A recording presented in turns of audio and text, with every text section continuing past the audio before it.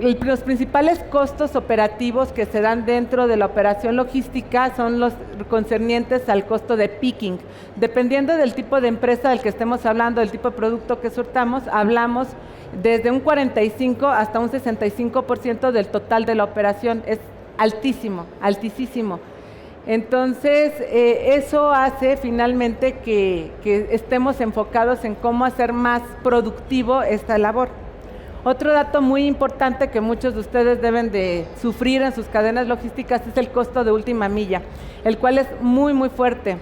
50% se estima que son gastos relacionados a las entregas, en esa parte de la última milla. Otros son factores de diversas índoles, pero el tema aquí básicamente es que también nos enfrentamos a muchos disruptores, cosas que son intangibles, que no logramos ponerle un costo necesariamente. No es tan fácil medir algunos KPIs para ver qué tan eficiente, qué tan costosa está siendo nuestra operación en la parte de última milla, y se agregan problemáticas que cada vez vamos a vivir más.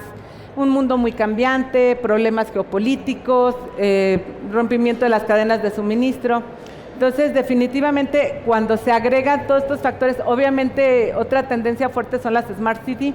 Cada vez escucharán más del término, simplemente las ciudades empiezan a ser mucho más pobladas porque más porcentaje de los ciudadanos a nivel mundial se desplazan a vivir a grandes urbes.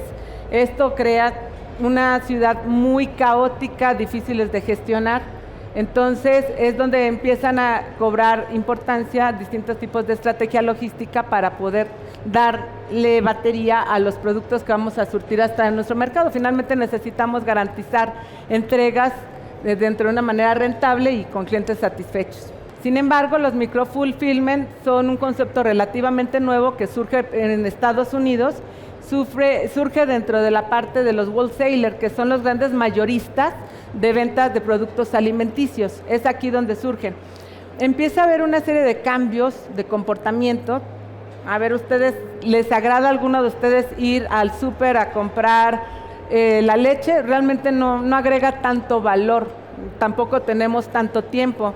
Además de que no tenemos tanto tiempo, a veces te encuentras con tráficos de 2-3 horas, que lo que menos quieres es detenerte al súper a comprar algo así. Entonces, empieza a crearse las entregas cada vez más con mayor volumen, a domicilio, en oficinas, en hubs inteligentes. Entonces, de ahí empezamos a tener una tendencia muy fuerte en el crecimiento, en el picking para todo lo que es la parte de estos wholesalers. Cuando pasa la pandemia, el concepto crece todavía más, porque como todos sabemos, el e-commerce se nos fue por las nubes totalmente por la necesidad de adquirir productos, ¿no?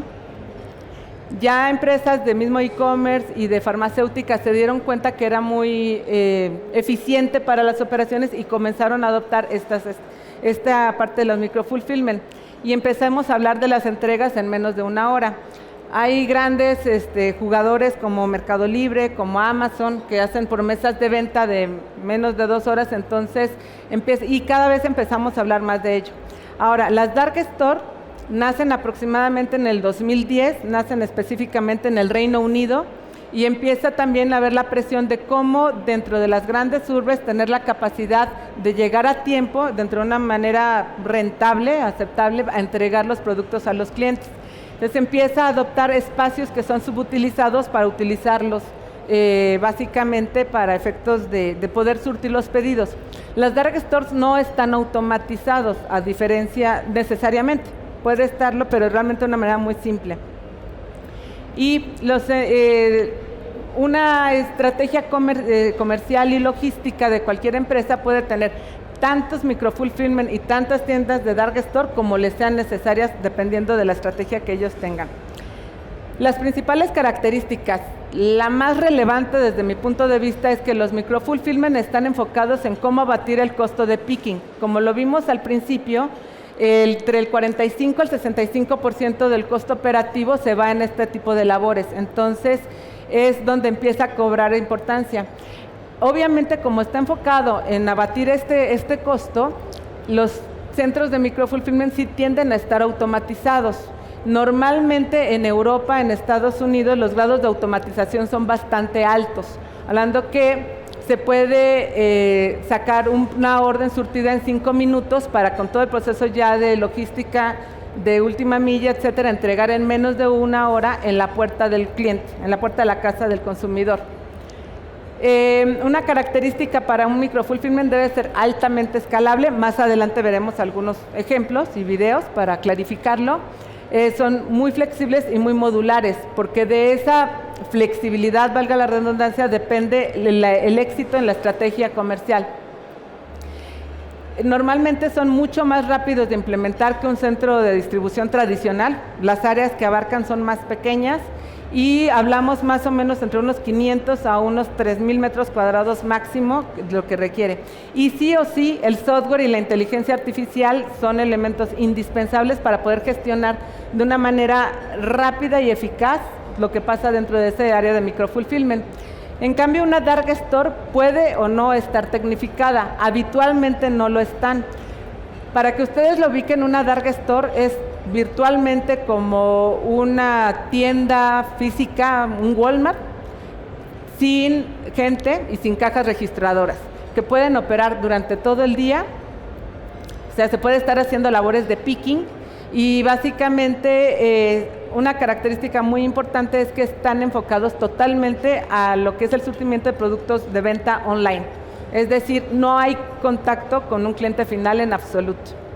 De hecho, es muy típico en Estados Unidos, en Europa, que todas las áreas subutilizadas, como decir un estacionamiento, un área de una gasolinera, el mismo traspatio de las tiendas de retail, sean utilizadas para hacer las labores de picking. O sea, se aprovechan estas áreas porque también está el fenómeno que cada vez se compra más por e-commerce, aunque ha cambiado un poquito ahorita después de la pandemia y ha vuelto un poco a la gente a comprar en tienda física.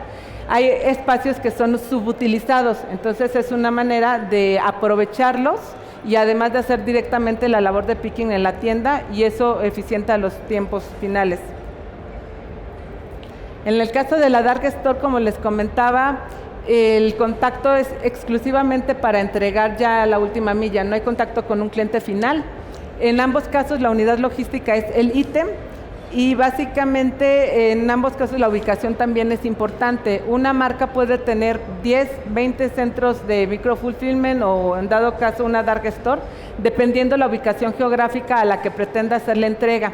Hay lugares que son demasiado llenos, podemos hablar, imagínense una marca que tenga por X razón mucho entrega en el área de Nezahualcóyotl, pues toda esa área pueden llenar 3, 4, 5 centros de dark store y hacer una entrega más eficiente, ¿no? Aquí vamos a ver algo de realidades, dónde estamos parados hoy comparados con otros mercados. En este caso lo que es, en esta gráfica pueden ver tanto lo que es Europa, Estados Unidos. La tendencia ha sido creciente para lo que es la parte de microfulfillment. Como les decía, el concepto empezó a desarrollarse hace más o menos unos 4 o 5 años, entonces ha ido creciendo. Aunque la estimación era un poco más alta para el 2030, también hay ciertos fenómenos que se han presentado después de la pandemia, como el crecimiento de empresas de última milla, que han hecho que el crecimiento en las microfulfillment sea un poquito más lento. En la estimación en el grado de automatización en microfulfillment a nivel global. Como lo vemos en América Latina, de acuerdo a las investigaciones que hemos estado haciendo, y en México, realmente no vemos una adopción muy fuerte en estos años. Vemos que más o menos para 2024 va a empezar a haber una tendencia a adoptarlo más. Y los grados de automatización no son tan altos comparados con los mercados de Estados Unidos y de Europa. También se entiende por los costos de la mano de obra. Seguimos teniendo a hoy todavía una mano de obra aceptablemente en costo comparado con los europeos, con los estadounidenses, aunque también tenemos un problema muy fuerte de rotación y de captación de mano de obra. Entonces, eso está haciendo que se empiece a pensar en microfulfillment. En Estados Unidos y en Europa sí hay una adopción más fuerte y hay proyectos 100% automatizados. Ahora, la tendencia con las dark store es un poco más amplia que con el microfulfillment, y se entiende porque los grados de inversión son un poco o bastante menores que en el caso. Y también es más fácil aprovechar ciertos espacios, aunque también está empezando a haber ciertas problemáticas en ciertas urbes donde se presentan grados altos de conflicto con la cuestión de tráficos, o lugares que se pretendían ser aprovechados porque estaban vacíos, están teniendo ya problemáticas con los vecinos porque hay cuestiones con los temas de uso de suelo y demás. Entonces, es un fenómeno que se está estudiando. Como les comentaba hace rato, también está habiendo un surgimiento muy fuerte en empresas de última milla, y estas última milla están en algunos casos haciendo un buen, están relevando a las empresas de que quitarles esa preocupación, que también, como veíamos al principio, representa el 50% del costo de las entregas. Algunas de las tecnologías que tenemos. Nosotros, de acuerdo a los estudios, lo que es México y América Latina, estaremos moviéndonos más en un grado de automatización medio y ligeramente bajo. Estados Unidos y Europa va de bajo hacia la parte alta. Cuando hablo de alto es que es 100% robotizado o automatizado, no interviene para nada el factor humano. En el caso bajo y medio, pues sí hay algo de intervención en factor humano. Sin embargo, se le dota la operación de bastante productividad, entonces es muy relativo, depende de qué se necesita automatizar y el grado de productividad que necesitamos implementar. De cualquier manera, en la parte de microfulfillment es muy importante, como les decía, que la tecnología sea modular, porque estamos ante un mercado sumamente cambiante y esto hace que la demanda pueda crecer, decrecer. Si crece muy rápido, que tengamos la capacidad de agregar más tecnología para efectos de poder darle abastecimiento al área de picking que se ha creado. Tiene que ser inteligente, tiene que ser escalable y tiene que ser muy compacta. La idea es aprovechar todas las áreas subutilizadas de distintas partes para sacarles ese mayor provecho. Reitero, en el parte de México, de América Latina, la situación va a ser un poco menos automatizada que en Estados Unidos y que en Europa. Y como siempre nos podemos preguntar, ¿y qué estrategia logística es mejor? Mi punto de vista particularmente, no podemos decir que haya algo mejor, ¿no? Depende muchísimo qué tipo de modelo de negocio tiene mi empresa, cuál es mi core business, cuál es la promesa de valor que maneja mi marca. No sé si ustedes se han dado cuenta, pero ya hay muchas marcas que manejan Dark Store que su promesa es entregar en tu casa en menos de 30 minutos.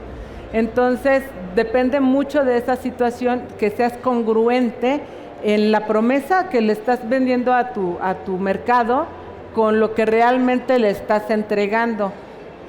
Todos creo que o somos usuarios de e-commerce o estamos en el mundo del e-commerce de una u otra manera, y realmente el grado de complejidad, porque tenemos que surtir ítems, pocos ítems pero con demasiado volumen, tener en stock esos ítems y demás es bastante complejo de gestionar.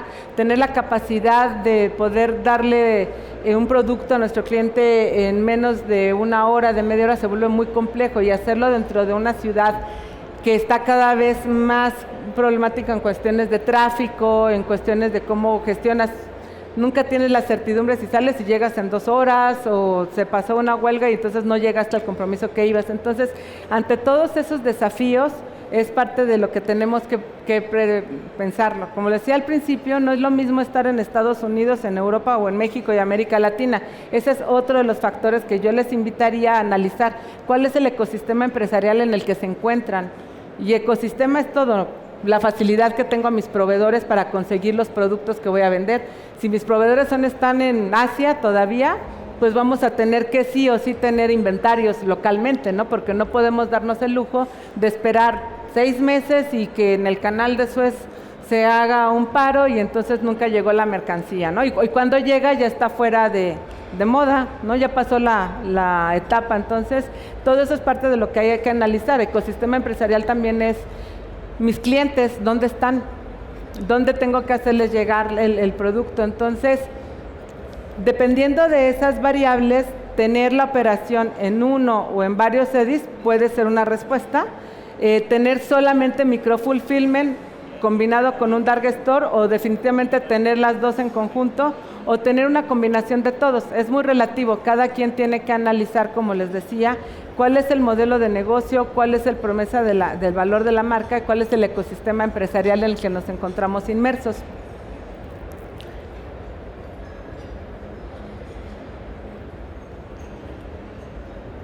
comprender el core business es vital, vital totalmente para poder entender y para poder saber qué parte del mercado es la que estoy atendiendo, cuál es aquello donde yo soy realmente fuerte y que nadie me va a poder igualar.